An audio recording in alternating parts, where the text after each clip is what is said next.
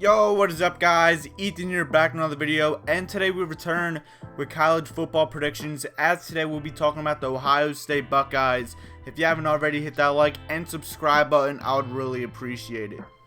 Now this Ohio State team is going to be a lot different compared to last season. The main thing is you lose your starting quarterback in CJ Stroud, and this quarterback situation is probably the main focal point of Ohio State's offseason. You still have one of the best receiving cores, but this offense as a whole, it's a little iffy as we enter this season. So let's hop into the offense real quick. This quarterback situation is very interesting to me, and it's basically down to Kyle McCord and Devin Brown. And I don't know who's going to win it. I'm going to think it's going to be Kyle McCord. He has the experience, well, more experience than Devin Brown, but this is going to be very intriguing to watch. I'm going to say Kyle McCord wins this job. Devin Brown is a redshirt freshman. He does have a year under Ohio State's wing, but I think Kyle McCord is going to be more prepared for this job. But at the same time, I'm not sure if either quarterback is going to be able to live up to the expectations we've seen from previous Ohio State quarterbacks like CJ Stroud, like Justin Fields, like Dwayne Haskins, and like JT Barrett. But it's going to be Ryan Day's. But Ryan Day always figures out a way. So this is going to be intriguing either way. You have a really good running back duo with Mayan Williams and Travion Henderson. Travion Henderson had a great freshman year, but last year was mainly hurt a lot of the season. So Mayan Williams was your main running back there. So with a healthy backfield, this Ohio State running game should be more explosive than it was last season. You have the best wide receiver core in all college football. You have the best wide receiver in college football as well with Marvin Harrison Jr. You have Emeka Egbuka coming back, Julian Fleming, Jalen Ballard, Xavier Johnson, and then you're also going to have a few true freshmen that can have a day one impact like Carnell Tate, Brendan Innes, and Noah Rogers. But the main thing is this offensive line, in my opinion, that has the biggest question mark potentially on this entire team. You really don't have good offensive line depth, and with the amount of players you lost on the offensive line as a whole due to the NFL or graduation or even transferring, it's going to be very questionable to see. Because if you want to have a first true-time starter at QB, you would want them to have a really good offensive line. But this offensive line, yes, it's good. The depth is just a very questionable thing. So I'm really curious to see how this offensive line performs this upcoming season. This defense, though, I'm really intrigued to see how this defense is. They took a major step up last year, but they're still not 100%. Your main thing is this defensive line with JT, Michael Hill, Jack Sawyer, and Ty Hamilton. That offensive line is defensive line is super good, and it's going to be lethal to a lot of teams.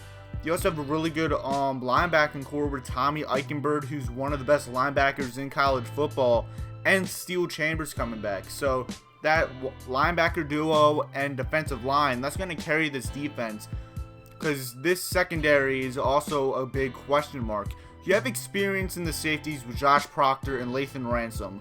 You do have Denzel Burke, and then you also get Davison Igbuson, a transfer from Ole Miss, coming in. But this secondary, well, just corners, is just not that deep. Maybe a guy like Jair Brown can step up. Maybe Jordan Hancock. Like, this corner, I'm not really impressed. And it's going to be hard for Ohio State to maintain both of those wide receiver cores, as Penn State and Michigan have a really good one. So this Ohio State does have some question marks. Yes, we know they're very talented and they could very much make the playoff again. I would even say they could even win a playoff game. We've seen it with Ryan Day. They almost did it last year, but it's just all down the matchups. And the big thing about Ohio State people have been raving about for years is the toughness of this team.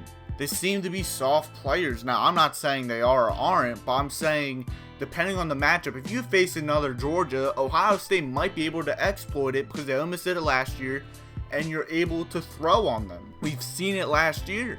But if you go up against a team like Michigan, I think they just match up better. Now, we already saw the Michigan game. You already know my predictions on that, so let's hop into the schedule real quick. First game, you're at Indiana. Indiana's the worst Big Ten team this season. You're going to win that game. Next two games, we're not going to talk about. You'll beat the Penguins and you'll beat Western Kentucky. Then you have a super tough game at Notre Dame. And when we talk about Ohio State, there's literally 4 games that you could potentially lose. I know you're at Purdue. You're not losing to Purdue. You match up really well against them.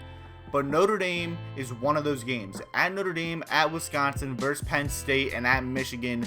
Those are the 4 games Ohio State really has to worry about this year. Especially that Michigan game at the bottom. But Notre Dame, it's a great early game.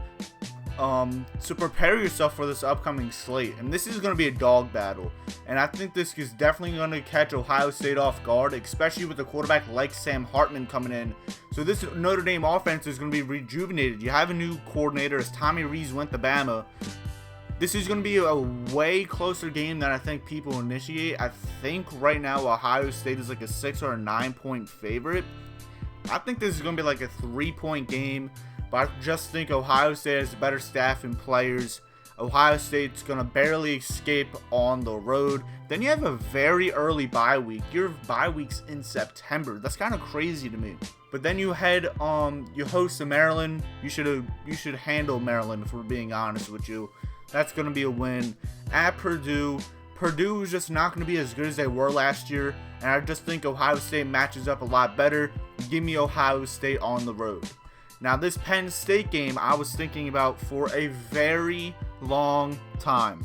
But I think at the end of the day, when you look at quarterback, running back, receiver, the only 2 things Penn State that might have better than Ohio State is the defensive backs and potentially running backs. Because I love Katron Allen and obviously Nick Singleton.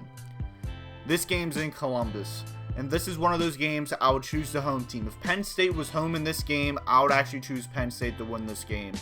But I'm going to take Ohio State to win this game. I'm more confident in Ohio State's staff to figure out a way to beat this Nittany Lions team.